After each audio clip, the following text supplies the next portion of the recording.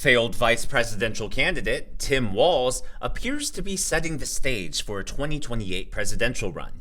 You can tell based on the fact that Walz's allies are now planting stories in the media, and Tim Walz himself has now come out on record bashing and criticizing Kamala Harris's 2024 strategy. According to Politico, Tim Walz has some sharp critiques of the Democrat 2024 campaign. So this article basically makes 2 points from Tim Walz's point of view. Number one, he says that the campaign should have done more town halls and done more media interviews. And point number two, well, the campaign underutilized Tim Walz. The implication there being that, well, hey, the campaign would have performed better. Heck, they may have even won had Tim Walz been out on the campaign trail more, had Tim Walz been more front and center of that campaign. So in the article, Tim Walz says, we shouldn't have been playing this thing so safe. And then in the middle, he continues, I think we probably should have just rolled the dice and done the town halls, where voters may say, you're full of it, I don't believe you.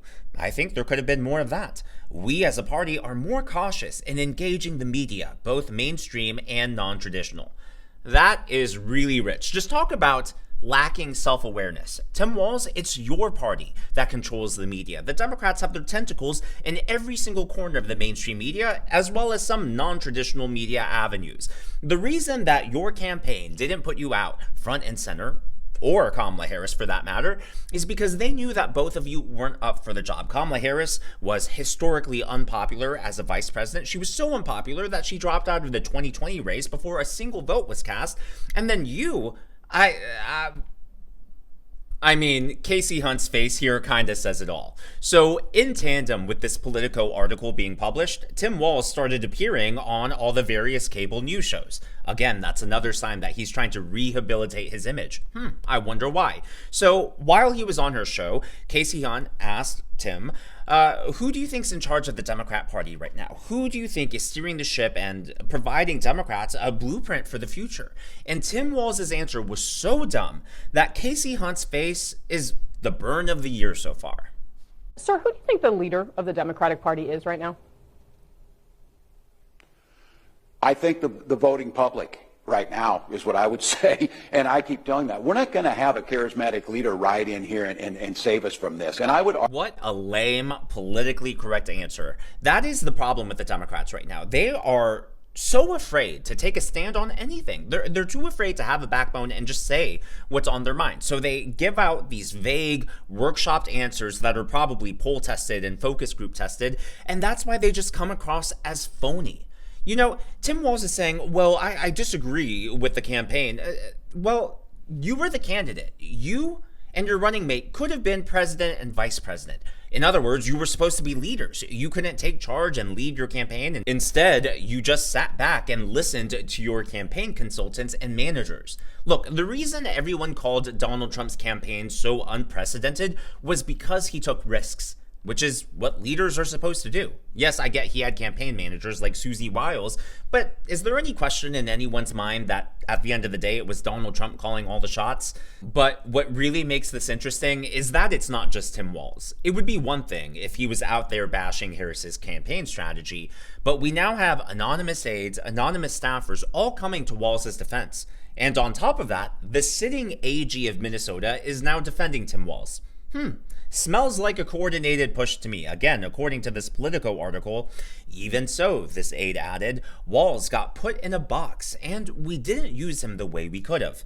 Minnesota Attorney General Keith Ellison said he wished they would have put him out there more because the world seemed to want more Tim Walz, and there were times when I wish they could have gotten more Tim Walz. I have not heard that. I don't know if you have. If you have, let me know down in the comments below. Maybe that is just more delulu coming from the left side of the aisle. And then again, in the article they write, he was underutilized. That is another campaign staffer claiming that they didn't use Tim Walz enough. Look, Democrats, if this is the direction you want to go, I am all here for it. Don't ever change.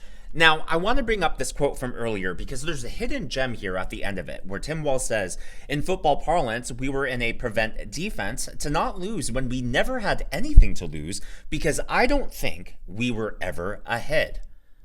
I don't think we were ever ahead. That's news to me because I seem to remember an onslaught of polls suggesting that Harris and Walz had all the momentum.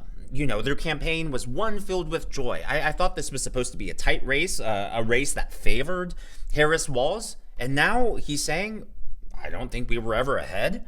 What does that say about the polling industry? What does that say about the media, who, for whatever reason, Walz was afraid to appear on and with, despite the fact that they carried water for the entire campaign and always carry water for the Democrats? It's a joke. And I think right there was just a moment of truth that he probably didn't mean to let out. And can you imagine being in that position, actually knowing the reality on the ground? Meanwhile, there are polls all around you going public that, in retrospect, really feel like propaganda, right? How can the polls have universally been that far off? I mean, I get that here on the channel, we did predict that Trump would win and sweep all 7 of the swing states, you and I. But that was after evaluating and analyzing the polls, really extrapolating the data, looking at how they sampled things. Basically, we never took the polls at surface level face value, right? There was still a lot of analysis and perspective to draw that conclusion. So for Tim Walz to say the quiet part out loud really is an indictment of not just the polling industry, but the media that reports those numbers. Last but not least, the final indication that Tim Walz is potentially laying the groundwork for a 2028 run is this photo that he posted on his Instagram and X account. So Tim Walz, you can see he is at his desk, governor's desk, looking into a laptop, and he writes, I called Canadian Premiers Doug Ford and Wab Kinew today as we try to find a way through this unnecessary and costly trade war. While the president may not value the partnerships that contribute billions of dollars to our economy, Minnesota does. What exactly does the governor of Minnesota have to do with trade with Canada and Mexico? I didn't realize that state governors had that much power. This clearly is just a political ploy. He's just trying to put his face out there and look more powerful than he really is. He's trying to stick it to Trump. But Walz has no authority there. What could he possibly do? I mean, if I'm wrong and I'm missing something, please let me know in the comments down below. But I really think that was just a lame-ass photo op who's that going to convince? AOC? Okay, so one final story before we wrap up today's video. JD Vance posted this on X. Today, while walking my 3-year-old daughter, a group of Slava Ukraini protesters followed us around and shouted as my daughter grew increasingly anxious and scared. I decided to speak with the protesters in the hopes that I could trade a few minutes of conversation for them leaving my toddler alone. Nearly all of them agreed.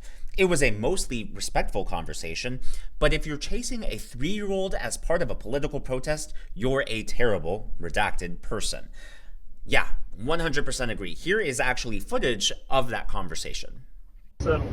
We're forcing both the Russians and the Ukrainians. Russia won't settle. Exactly. They certainly invaded Ukraine in 2022. And But there needs to be a settlement. Ma'am? They are the aggressor every time. Ma'am, I understand that that's your view, and certainly they have, and certainly How many other countries? I have condemned, ma'am, please, you're interrupting. I'm speaking with you, and I'm trying to be respectful.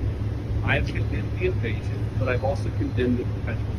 That is the policy of the administration. And I've talked to you guys now. So as you could tell based on his post, it seemed like a lot of the protesters were harassing his 3-year-old and shouting at her. And then online, both on X, actually on 3 platforms, X, Instagram, and TikTok, I saw people coming to the protesters' defense saying, well, Russians are killing 3-year-old Ukrainians. And if JD Vance is okay with 3-year-old Ukrainians dying, then he can handle his 3-year-old being terrified. He can know how it feels like.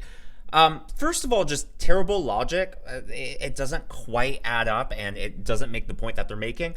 And also, talk about hypocrisy, right? Where is the care when it comes to all the Israeli kids who have been killed by Hamas, when it comes to all the horrific things happening in different areas of the world, not just in Europe or in the Middle East, but even, yes, in Africa. There are also rough things happening in South America. I mean, globally, things are happening, but it's the left who cherry picks what to be outraged about, and they try to create these false equivalencies to get everyone else on their side. It's just a really sad state of affairs. But kudos, I want to say kudos to JD Vance. And could you think, seriously, can you think of any Democrat politician right now who would have stopped and actually had a conversation with people of the opposing viewpoint? I mean, we see Elizabeth Warren. I don't know. I'm a news junkie, so when I say we, I assume everyone's sort of like on the same page. But many of you probably see this, but I see video clips of Senator Warren all the time being approached by Republicans or reporters asking her questions, and she's like, go away. Same thing with AOC. Same thing with a lot of these Democrat politicians, and they just, they can't handle the heat, so they leave the kitchen. They walk away. Meanwhile, J.D. Vance, I get that he, based on his X post, initiated this conversation so they would leave his 3-year-old alone. But I really think it shows how willing this administration is to talk to the other side, to try to find common ground. Or even if common ground can't be met, to say, hey, we're not monsters, but here is our policy, and here's why we believe our policy is the right way moving forward. And even if you don't agree with him, I think we can at least respect that this administration is attempting to be transparent. And look, I get a lot of people, especially recently, and especially, from Trump voters saying, Daniel, you never criticize Trump. Daniel, you're becoming a propagandist. All you do is praise Trump. No, I have a lot of issues with Trump. I have a lot of issues with the administration, but I am a positive person. So I'm going to focus on what I think they're doing right, because my point of view with the channel is I want to put out a perspective that I don't think is being heard.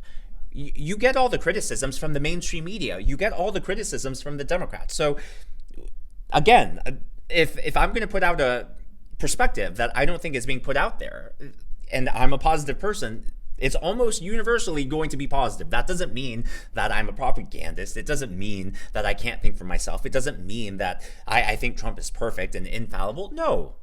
There's only one person in the history of mankind who's perfect, and his initials are JC.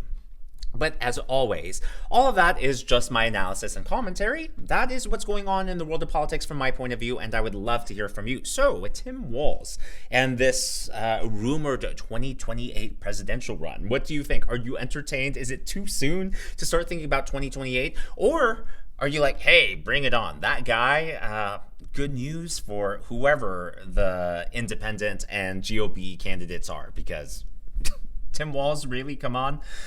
If you haven't already, please be sure to give me a thumbs up. I know it's a simple thing to ask for, but it really does help me reach more viewers like you in the algorithm. If you haven't already, please be sure to smash that subscribe button and to check out one of these videos.